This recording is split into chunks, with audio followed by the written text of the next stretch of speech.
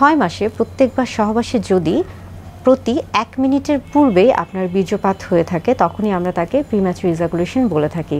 অর্থাৎ দেখা যাচ্ছে যে সহবাসের ক্ষেত্রে যদি 1 মিনিটের আগেই তার ইজাকুলেশন হয়ে থাকে তখনই তাকে আমরা প্রিম্যাচুর ইজাকুলেশন বলছি, এবং সেটা কিন্তু অবশ্যই 6 মাসে প্রত্যেকবার সহবাসে। কখন প্রিম্যাচুর ইজাকুলেশন হয়ে থাকে? আমরা যখন আসি যে আসলে ইজাকুলেশনটা কিভাবে হয়ে থাকে। ইজাকুলেশন খুবই স্বাভাবিক একটি প্রক্রিয়া। একজন পুরুষের শরীরে যখন তার যৌন হরমোনটি সঠিক মাত্রায় তৈরি হবে এবং সঠিকভাবে তৈরি হবে, অর্থাৎ এটাতে কোনো ব্যাঘাত ঘটবে না, তখনই কিন্তু তিনি একটি সুন্দর যৌন জীবন যাপন করতে পারবেন। অর্থাৎ পুরুষদের যে যৌন হরমোন রয়েছে টেস্টোস্টেরন হরমোন, সেটি যখন সঠিকভাবে তৈরি হবে তখনই কিন্তু তার যৌন চাহিদা বা আগ্রহগুলো কাজ করবে, এবং যখন তার ইরেকশনের কোনো সমস্যা হবে না তখনই দেখা যাচ্ছে যে তার প্রিম্যাচুর কিন্তু ইজাকুলেশন হবে না। কিন্তু যখন দেখা যায় যে এই যে টেস্টোস্টেরন হরমোন তৈরিতে সমস্যা বা তার ইরেকশনে বাধাগ্রস্ত হচ্ছে বা সে অন্যান্য কোনো না কোনোভাবে শারীরিকভাবে বা মানসিকভাবে বাধাগ্রস্ত হয়, তখনই তার কিন্তু প্রিম্যাচুর ইজাকুলেশন হয়ে থাকে।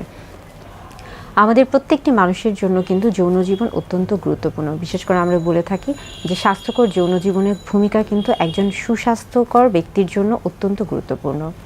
এখন আসি যে মানসিক যে দিকগুলো কাজ করছে। ধরেন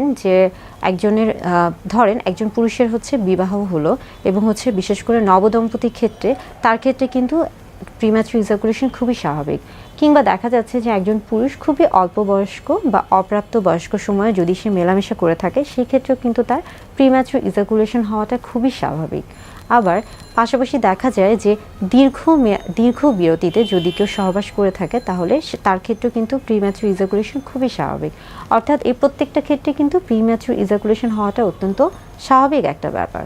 আবার দেখা যাচ্ছে যে একজন পুরুষ যখন সারাদিন বেশ কিছু মানসিক চাপে থাকে, অর্থাৎ সারাদিনের ক্লান্ত শরীর এবং অনেক কাজে সে ব্যস্ত থাকে, কিংবা এমন কোনো চাপে থাকে যেটা কিনা হয়তোবা সে কারোর সাথে খোলামেলাভাবে বলতে পারছে না, অর্থাৎ তার মধ্যে কিন্তু সবসময় একটা মানসিক যন্ত্রণা কাজ করছে, সেই ক্ষেত্রেও সে যখন সহবাসে লিপ্ত হতে যাবে সেক্ষেত্রেও দেখা যেতে পারে যে তার প্রিম্যাচুর ইজাকুলেশন হতে পারে। এটা খুবই স্বাভাবিক একটা ব্যাপার।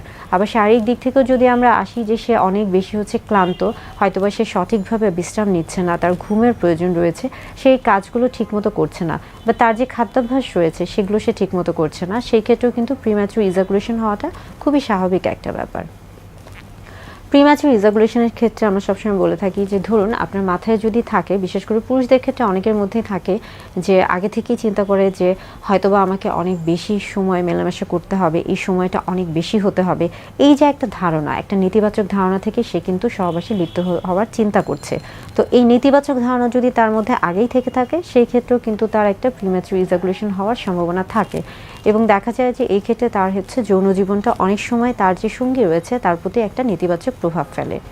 প্রিম্যাচুর ইজাকুলেশন বা অতি দ্রুত বীর্যপাত খুবই স্বাভাবিক একটি প্রক্রিয়া। তবে আপনি যদি আপনার মানসিক এবং শারীরিক স্বাস্থ্যের যদি যত্ন নিয়ে থাকেন এবং এর ফলে আপনার এই সমস্যার ফলে আপনার সঙ্গীর কোনো সমস্যা হচ্ছে কিনা তার সাথে যদি খোলামেলা আলোচনা করে থাকেন, সেই ক্ষেত্রে কিন্তু এটার সমাধান খুবই সহজ হয়ে থাকে।